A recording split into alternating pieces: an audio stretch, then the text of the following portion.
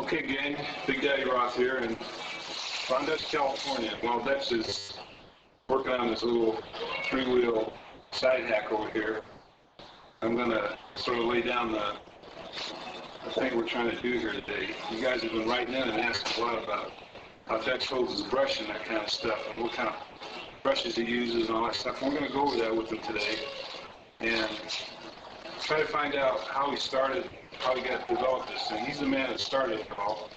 And all you pinstripers out there, you might be too young to remember this, but Dutch is the guy that took that brush in his hand for the first time when we were nosing and decking those cars. He'd start laying those lines down. So today we're going to talk to Dutch about that and see what kind of things he has to tell you about being a better pinstriper and the things that you can do in your own place to help you yourself make great strides in your own work. Tell me about that story about the first time you ever did a custom. Well, you mean the bikes? Yeah. No, the car. Yeah. Well, I just seen this guy used to come in his car lot and he used to charge a buck to stripe a car. And he'd do it in about 10 minutes and he'd get a buck, so he'd do about 5 cars, go out with $5, and I said, wow, that's pretty neat. He'll pick up $5 like that, because at that time I couldn't say if he could do, nobody was making any money. That was a depression. So it was, that seemed like a good, be washing dishes. Okay, what about the first, those little chicken scratch designs you got in the hood deck like in the 50s? Oh, that all came from covering scratches. That came from actually Covering scratches. Guys that do a nose job and a deck job, and they get in a hurry on their preparation. And they put the paint on before the primer was good and dry, and all those scratches would come back. And I had a guy come in, and we were just outlining the wheel wells and stuff at that time. And this guy came in and he said, hey, can you do something with them scratches? So I put a line where there was a scratch, then I put a line just like it where there was no scratch, and so forth and so on. He composed this thing that was all made like that. It covered scratches made from a circular grinder. That's all they did. And the form, the curves and everything in the form, that's all the curves of that body grinder. That's what established the whole form, was the scratches being made by a grinder. So the guys that copied you did not know what they were doing. No, they didn't know that originated, of course, in the idea of covering up scratches, but that's what it was, where it all originated. And everybody went wild, they loved it. They said, it's great, put one of them things on mine, right? Well, they ain't even got any scratches, right? But I mean, that's where it all started. It all started from covering scratches. When I first started striping, I had no one to learn it. I didn't even know what kind of brush to use. In fact, what happened was I seen the workaround thing, because some guy took a brush and he made a line on there. How do you do that? So I got a quill, and I fought with a quill for years. You did the chisel edge of a quill? I used a small quill for striping. Oh boy. And I didn't know any better. And finally I found out there was a special brush for that. And when I got that special brush, I mean, it was so easy for that, by having the right one. But I had no idea. I also didn't know what kind of paint anybody used. So I figured if you're doing cars, use car paint, right? So I used a regular lacquer like you paint cars with. And I fought that for years and years, and got to where I was doing them. And so I ultimately ran into another striper, and we were talking about what we were using, and he says, lacquer? He says, how can you possibly use lacquer? And I said, don't everybody? I don't know, no different. He says, it's impossible to do that lacquer. So I said, well, what do you use?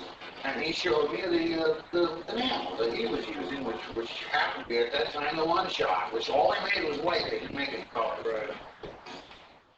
And it was so easy to do it with that compared to the lacquer that I just couldn't believe it.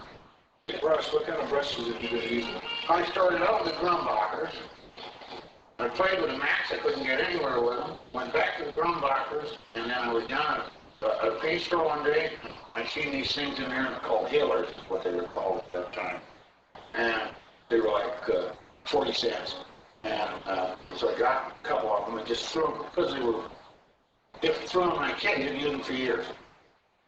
Finally, one day I pulled them out and started playing with it. I said, well, right behind the whole thing all over again. I've been fighting all this misery with these terrible brushes. And that's all I used until the guy, I think, died. Yeah, I can't find I think one guy made them all, and that was it. And as far as I'm concerned, it's pretty much the end of me. I mean, when they're done, I got 2 feet of them left. That's it. It's all our discussion on the pallet.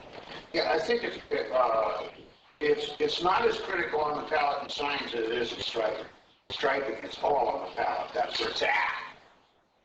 And it's only practice. There's no way that you can transmit this information to somebody else. You couldn't do it. Because there's no dials to turn or anything and say you put 2 thousandths of this or 5 thousandths of that or so many grams.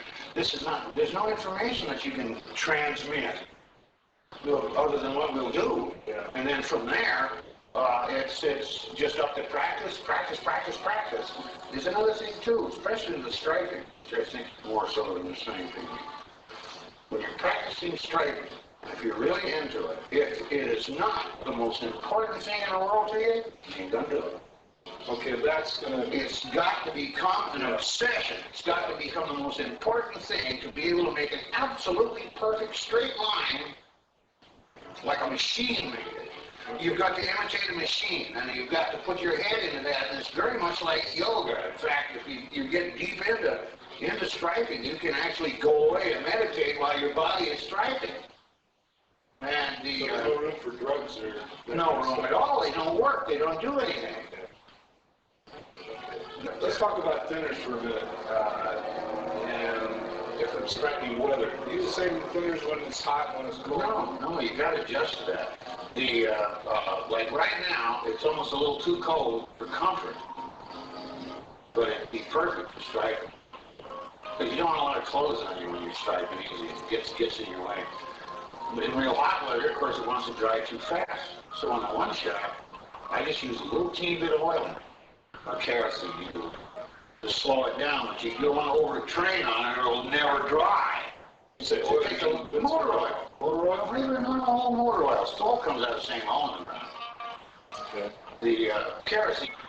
How would you start? Well, you've got to start out by,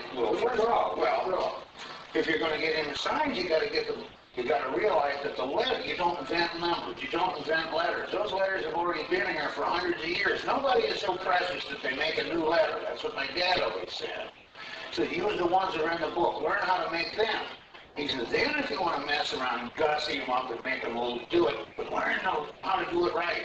Legit sign work first, then play with it. Most of the guys want to play with it right away. Yeah.